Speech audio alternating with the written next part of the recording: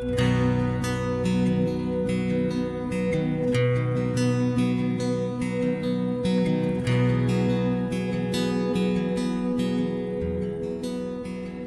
the last talk, I tried to present some of the reasons why the mythic consciousness or the mythic God somehow couldn't continue. There was a crisis, if you remember. Now I would like also to talk about crisis, but not at a personal level, but actually something that happened in the Western world during the 17th, 18th, 19th centuries, and even of course the last century. Also a crisis. This crisis is called the Enlightenment. Crisis in the sense that the old ideas, the old religious ideas, the old spiritual ideas were deeply criticized, Today, Western society is no longer a religious society. Is secular, as we call it.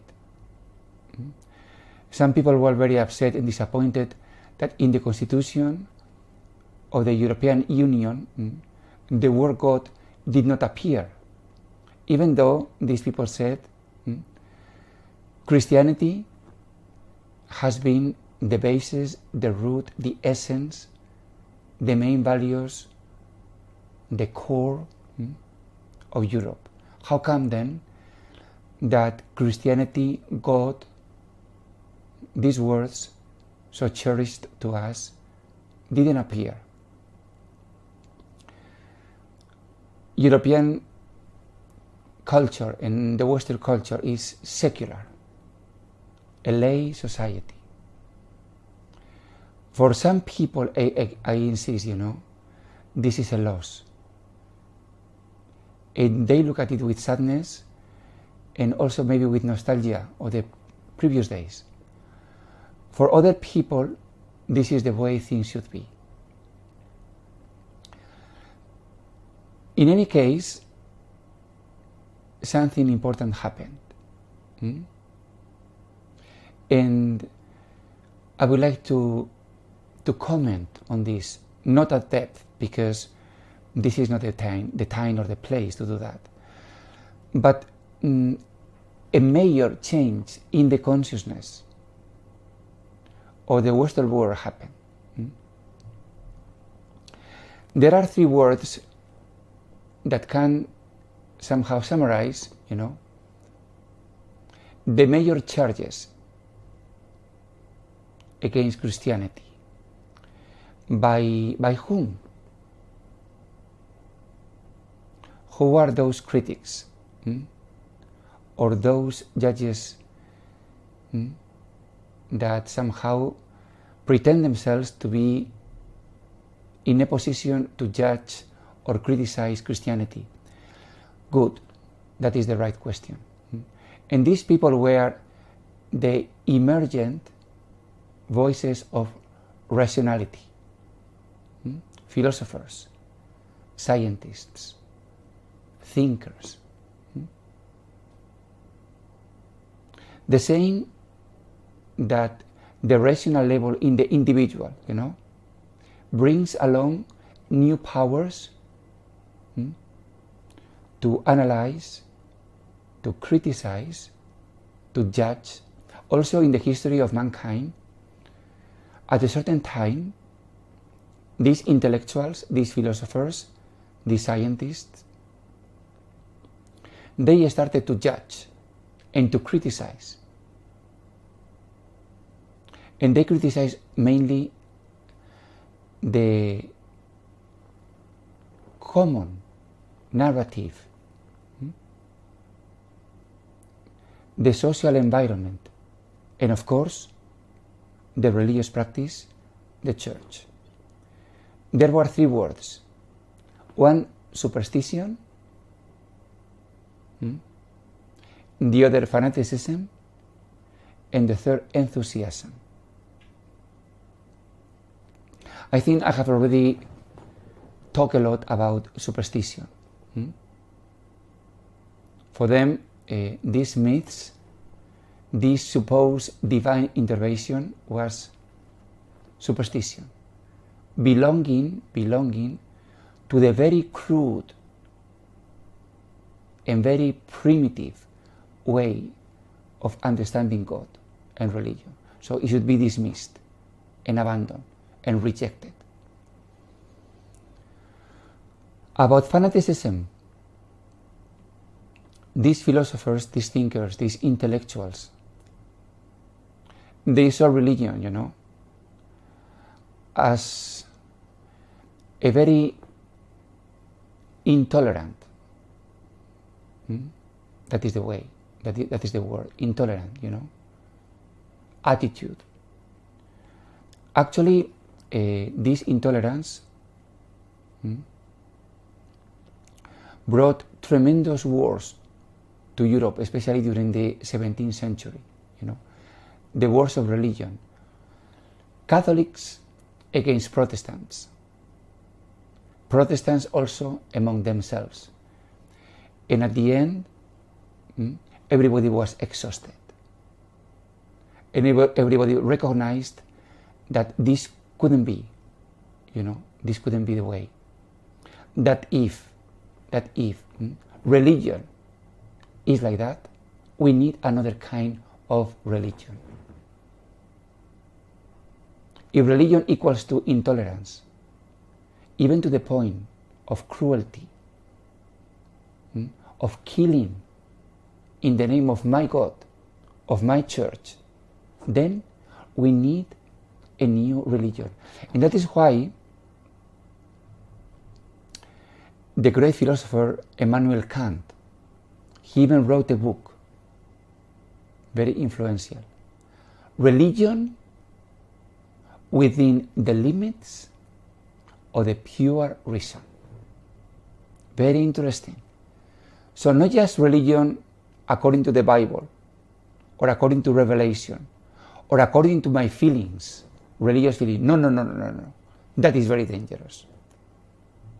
Within the limits of pure reason.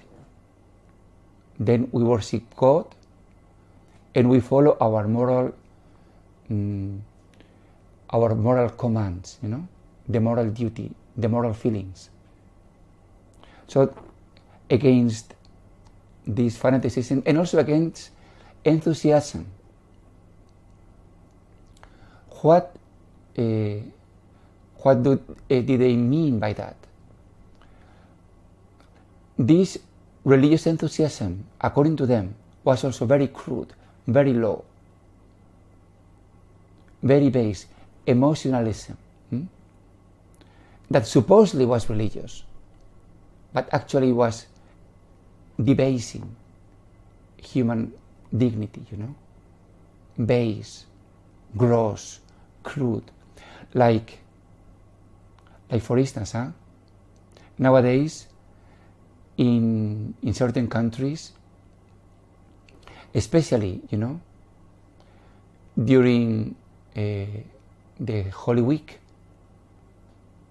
some people want also to experience or their devotion bring them, even to nail or to tie themselves to a cross and suffer in a very crude way. Although some people may feel this religious emotion, at that time those philosophers, those thinkers thought that this was absolutely disgusting and base and gross and should be dismissed. Also, it comes to my recollection, that in a TV series also appeared one example, of a priest that he tried to help a young boy.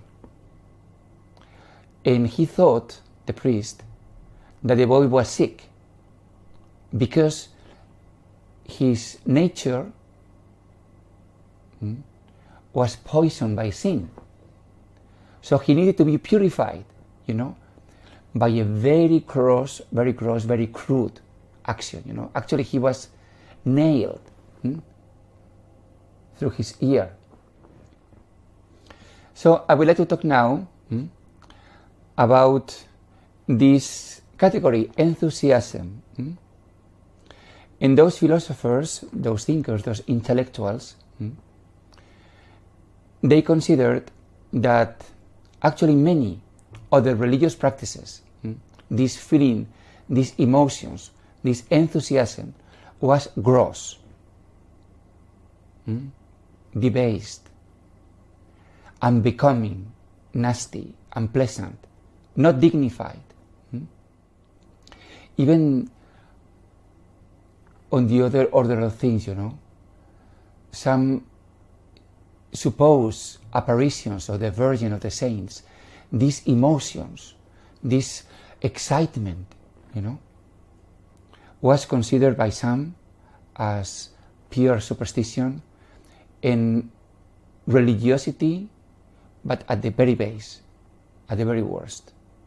And there is something else that I would like to mention that I believe is extremely important for us.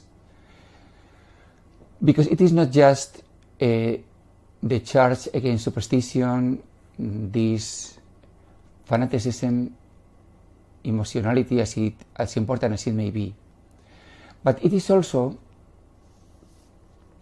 anger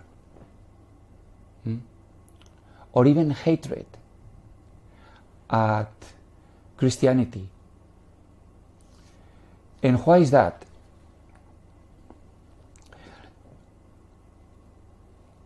Christianity made itself repulsive to this enlightenment because of the whole judicial way of the doctrine of original sin, and the doctrine that was cast during the Middle Ages and during the Reformation. I think I have mentioned to you before in previous talks, how especially St. Anselm of Canterbury, his understanding of the salvation of Jesus Christ, how man committed sin, how man offended God, and then the honor of God, was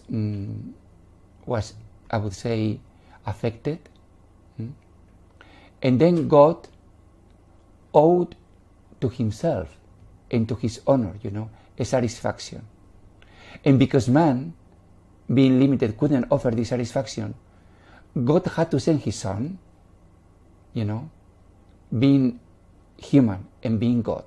And then Jesus, the human God, then he was in a position to offer to God the proper satisfaction so that his honor, will be satisfied and restored.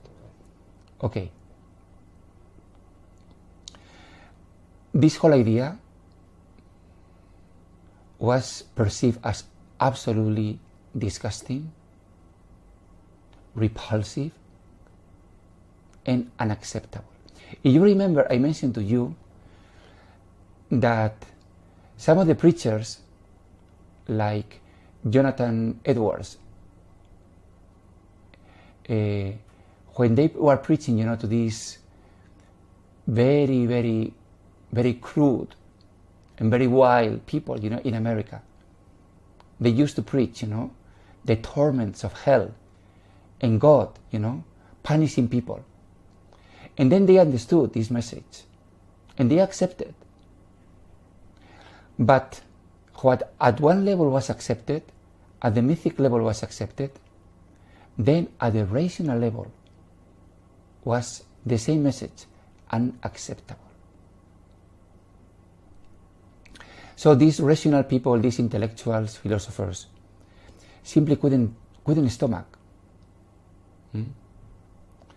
these messages, especially even more repulsive more unacceptable, is the belief that only a few are saved. That is the doctrine of predestination in the Protestant Church. John Calvin even talked about double predestination. That means that some, since all the eternity, have been created by God to go to heaven. Those will be saved. But there are also others that were created since all eternity to be damned, to be condemned. And then if you ask why, the answer is because God is sovereign. God can do whatever He wants, whatever He wills, because God is God. He's absolutely free. He does not owe any explanation to anyone. And as I'm saying, these rational people simply couldn't take it. They thought this kind of God is a monster. And this kind of message is a monstrosity, is unbearable, is unacceptable.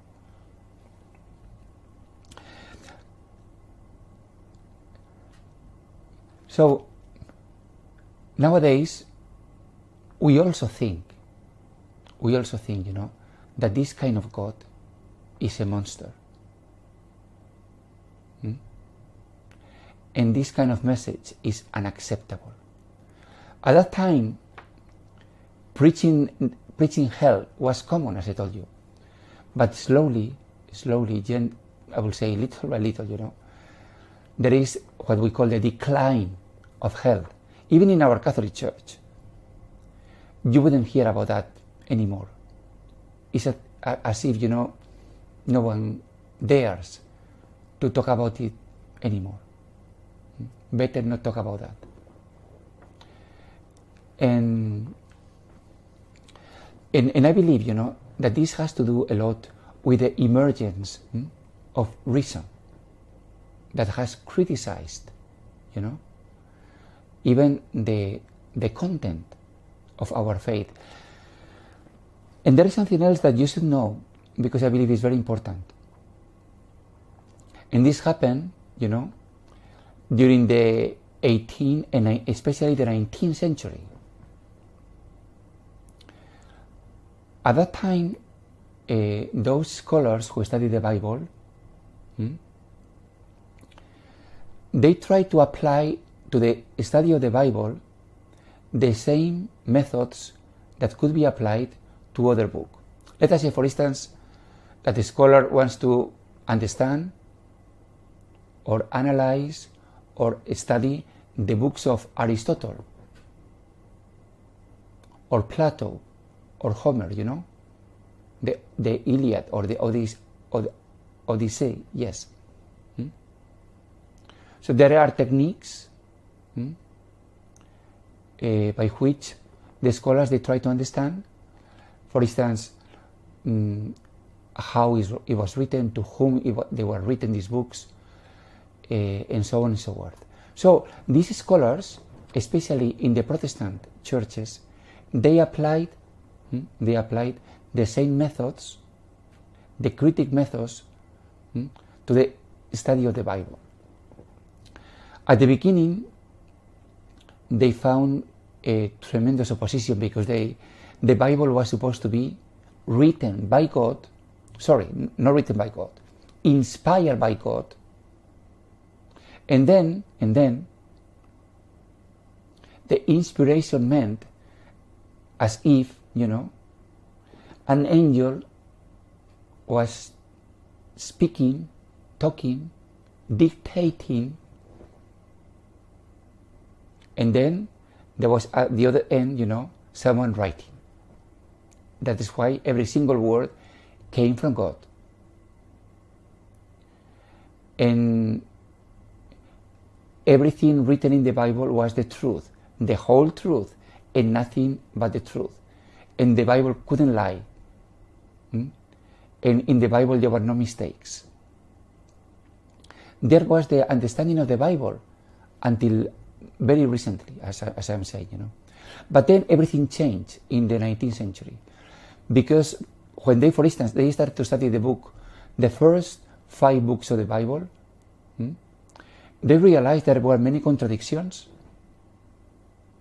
many texts that were double, and then according to the classical understanding, it was Moses who wrote the Bible, but the critics say it is impossible, because there are many texts who are actually they are in contradiction. And also, for instance, the rendition of the 10 Commandments appears several times. So how is it possible that just one person, different styles, different ways of talking about God, and so on and so forth. So as a result of this, the appliance, to apply the critical methods to the Bible, a new understanding of the Bible has emerged. And now, let me tell you, that we understand the Bible better, much better.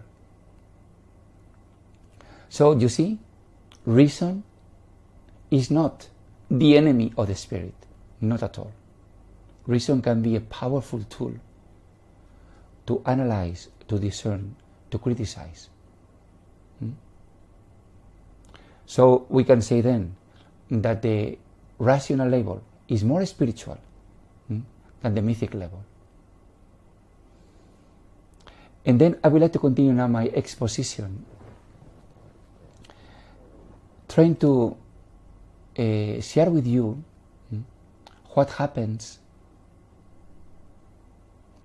with the individuals, that is, with the adolescent. Because there is something, I will say, amazing or very interesting and very spiritual, of tremendous spiritual relevance. And it shouldn't be dismissed, because the message I would like to emphasize here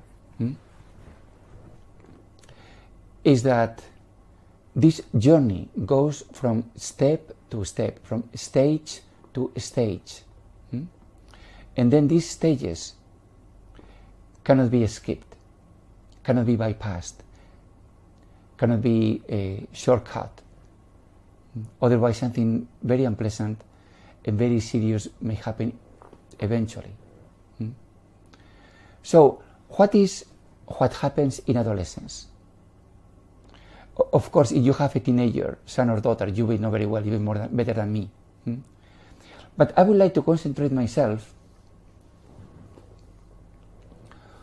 on what may be called the emergence of the ego. The emergence of the ego. What do I mean by that? What is the ego?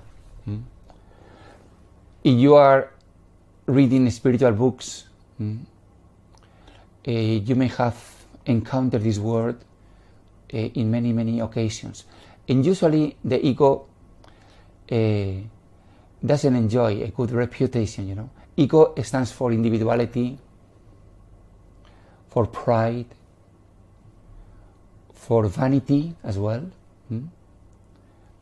for the desire to stand out, and so on and so forth.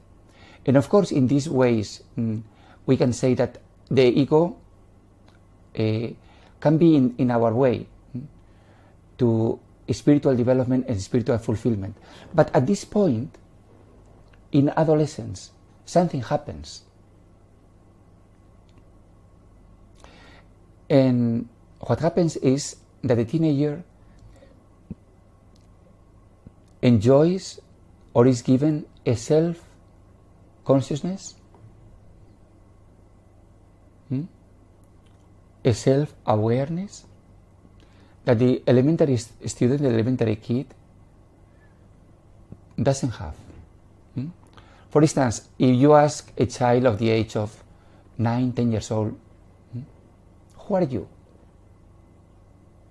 This simple question, then he or she will tell you right away his or her name, her age, her parents, how tall he or she is, what he or she likes, where he or she lives,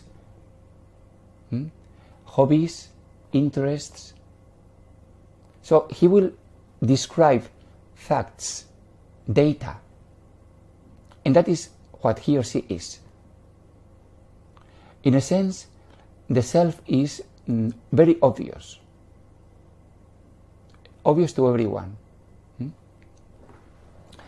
But at this age, the teenager starts to realize that he or she has a very special self, unique, precious, something like mystical. And the teenager realizes that he or she has two selves. One is the outer self that everybody can see. And then that is the self that the elementary student can describe, What you can see is my outer self. But for them, this will be the not real self. The true one is hidden. And is also secret. And then the teenager is very proud of that. And he or she will treasure it and not share it. He or she will only share it with someone that is very close, very dear, very precious to him. Then another idea of friendship also appears, For the elementary student, the friend is the playmate with whom I play. But then, for the teenager, another idea of friendship is the soulmate with whom I can share my deepest feelings, my deepest thoughts, my fears, my concerns. Of course, everything is tainted with narcissism, thinking that I am unique, exclusive, that no one before me has ever been in love. No one before me has ever experienced pain. They live in this personal fable, this narcissistic, idea of themselves. But besides that, there is the correct intuition that I am unique. And I believe that this is a major spiritual realization. Because as confused as this feeling can be, as I will say naive or even small or even unrealized or even I cannot find the word this feeling can be, this is the beginning of something that eventually will lead us to God. What am I trying to say here? Because what the teenager is starting to realize, it is his personality. Not just the empirical personality, my face, my body, what everybody can see. No. They are aware of something else, their soul, their hidden self. And this hidden self is precious. And this is what we as Christians, our faith, our experience needs to proclaim again and again. You are precious. You are unique. This feeling that you have, this uniqueness is not wrong, is absolutely right. And of course, this will need to be purified and you will go from stage to stage so that this realization becomes more accurate, more real. But it is not wrong. Because God has created you as a person. And God wants to relate to you as a person. And God is also a person. Otherwise, how can we love God if God is not a person? And how can I love God if I am not a person? So this feeling of I as a person really starts in this time in adolescence. And starts very weak, like a little baby that starts walking, but falling all the time. This sense of individuality needs to be affirmed, not destroyed. And I have to tell you, my dear brothers, my dear friends, that this idea of personality has not been affirmed in many societies. For instance, I'm going to give you the extreme cases. In communist countries, in these countries, the individual, is irrelevant. Personality is irrelevant. The only thing that matters is the state, and you are totally dispensable. Doesn't matter. That is the extreme, But even in capitalist countries, supposedly free countries, there is also, a threat against personality, because in those countries, the individual matters, but which individuals are those that matter? Only those who are gifted, those who have special talents, those who are the first. As people say, the winners. The winners. But what happens to the losers? Are they no persons? So it is our Christian faith, our Christian belief, our Christian spirituality to affirm the dignity of every single human being. Why? Because every single human being has been given or has been created as the image of God. All of us, we have received the Holy Spirit, the sacred Ruah, the flow of God. We have received that. And we are unique. So we cannot assess, the quality of our personality just by external criteria. How smart we are, how handsome we are, how rich we are, how gifted we are. All these are external qualities. But the spirit, the soul, the true personality cannot be measured by that, by objective criteria. We are subjects, we are unique, we are special. And this feeling of being special, my dear friends, teenagers, they know a lot about that. They feel themselves to be very special, and they are right. You are also special. You are unique. You are precious. May God bless you.